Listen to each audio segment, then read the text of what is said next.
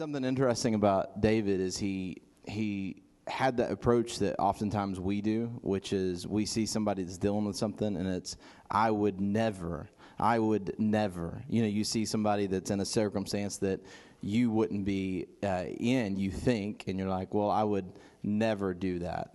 I would never be addicted to a substance. I would never, do this, and this.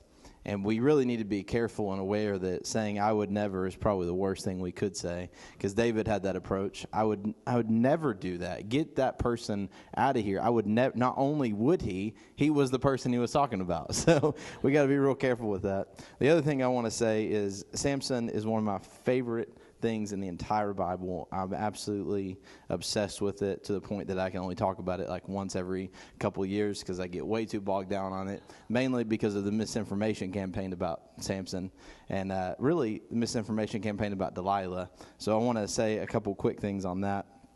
In Judges 14:1, there's a few things of points of emphasis. It says, and Samson went down to Timnah and saw a woman in Timnah of the daughters of the Philistines. This is the woman that he married. So Samson married a woman, or was in preparation to marry a woman, had some things go down. His father-in-law gave her to another person, so that fell apart.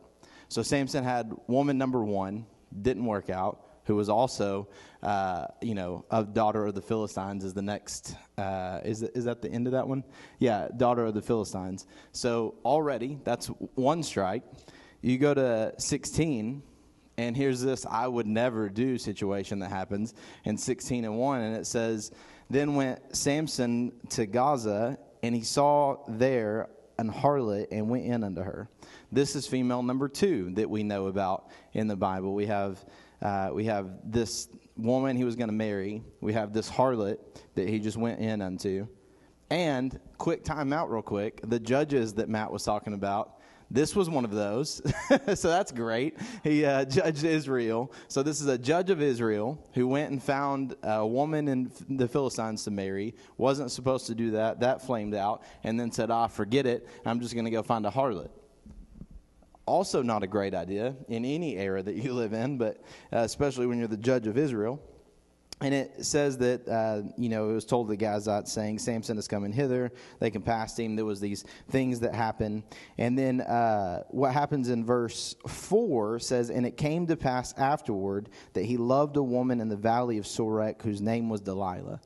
I don't know how many times I've heard people talk about the prostitute Delilah. That wrong person.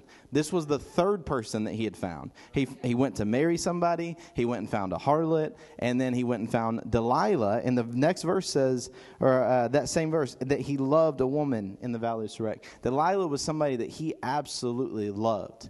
So that severely complicates the next part of the story, way more than just a prostitute. Because if it was just somebody he was sleeping with, let's just be honest, we're all adults in here. Men and women don't think the same way. For women, it is an emotional thing that is stuck together, that is you are one for life, and men could not care less most of the time. It's a animalistic beast that we have to deal with. It's just how it is. And you can look all throughout history. You can look all throughout religions. You want to talk about where pornography is the worst in the entire United States? It's the Bible Belt. So if we really want to be real about the things that we're dealing with, we need to understand that there are innate things inside of us that you and I are dealing with on different levels. And to think that we're all thinking the same way or living the same way would be foolish. So for Samson, it was a huge deal because it wasn't just some woman that he was hooking up with. It was a woman that he absolutely loved. So when it came time for her to come to him and say, hey, here's this thing that, tell me where your strength is. And he told her, and there was a problem there. Like Matt said, I would like to think that it would be like, well, I don't want anything to do with you anymore. But it wasn't a harlot. It was somebody he loved. He couldn't just turn it off at that point and say, I don't want to do this anymore. I don't want to be a part of this anymore. So let that be a lesson to you shouldn't kindle a fire inside of you. Don't be sleeping around with people before you get married, because then it's going to greatly affect your ability to make decisions. And so here is Samson, who again is one of my favorite stories in so many ways. He was a judge of Israel. He was one of the few people that the angel of the Lord actually came and said, I'm going to talk to you, to his parents. I'm going to tell you about your son that's going to come out. He's going to change the world forever. One of the few people, in fact, just off the top of my head, you had him, you had Jesus, obviously. You had, I guess, for John the Baptist, I think there's one more that came. I guess the angel of the Lord came for Abraham and Isaac. So 4 so far. Maybe we can think that's pretty rare company. Whenever one of the 4 is Jesus, that's that's pretty rare company to be in. So there was obviously something very important. And you look at Isaac was the other one who was, a pillar of what we still believe today, who led the path for Israel to be there to begin with. And you look at John the Baptist, who was the forerunner for Jesus being there. And Jesus even says there's no one, he's so anointed that, crazy things about how amazing he was. And then you have Samson. It's like if you're looking at those pictures and it's like, which one doesn't belong? It's like, oh, that one. But here he was, a judge of Israel, and he went and found a woman. I think his story is so fascinating because it's just so real. This is just authentic problem, dealing with stuff. And sometimes in church, we like to pretend that that's not a thing. We're like, oh, yeah, people don't actually struggle with sexual problems. And it's like, that's almost what the whole Bible is about, is men having problems with sexual things. Like, that's everywhere you look. It's like, this is a problem, and this is a problem, and this is a problem. At some point, we should just be honest with ourselves and stop trying to hide it. There's a song by Nevertheless that says, it's called Topics, and it says, we avoid the topics. We make the kids have secrets. And when they're exposed, we're like, oh, well, I wish you would have told us.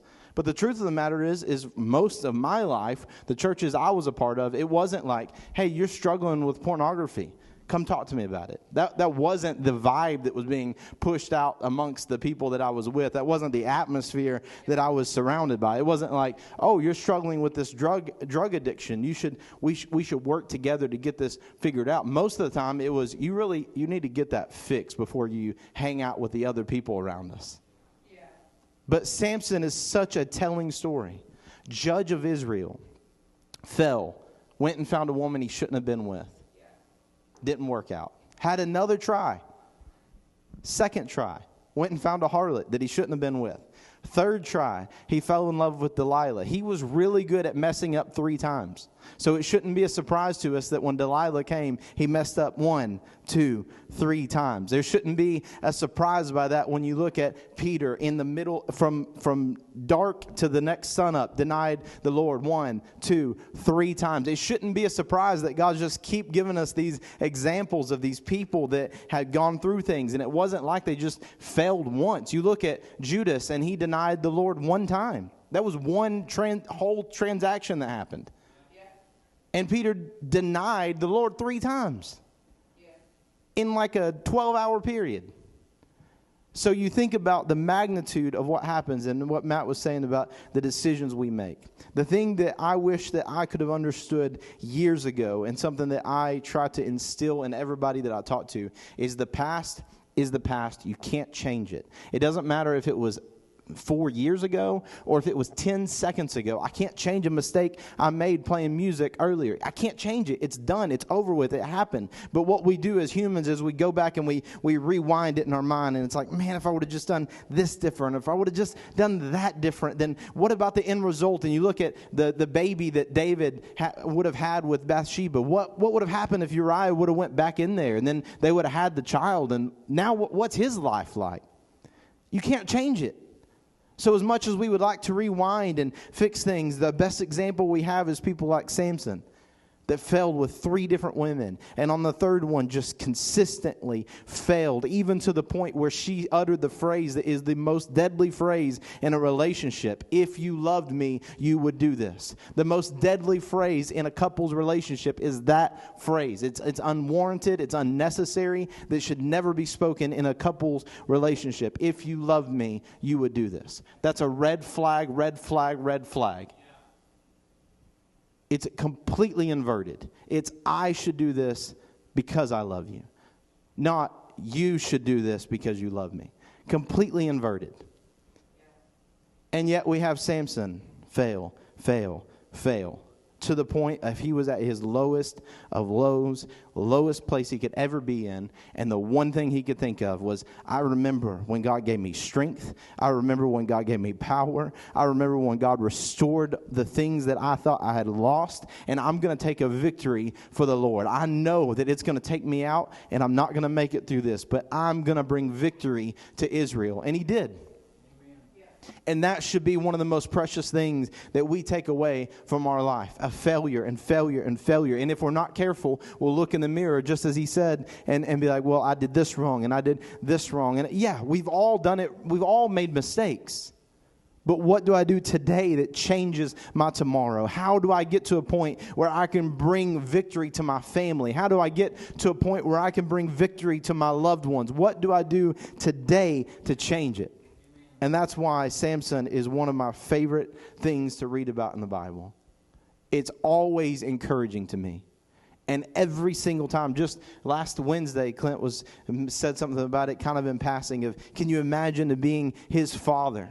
Who, watching him, knowing that he just wasted away everything that he could have had, and in his weakness, he's pushing around, and the pain that would have went through his parents that were just, a couple decades earlier told about from an angel that you are going to have this. The emotional toll that it would have taken on them. And yet, the end of his story is redemption. The end of his story is Hebrews chapter 11, being mentioned with Abraham, being mentioned with Moses, being mentioned with Gideon, being mentioned with people that were victorious. I want that to be my testimony. I wish I could change things in my past more than anything in this world. I wish I could change certain things, but I can't.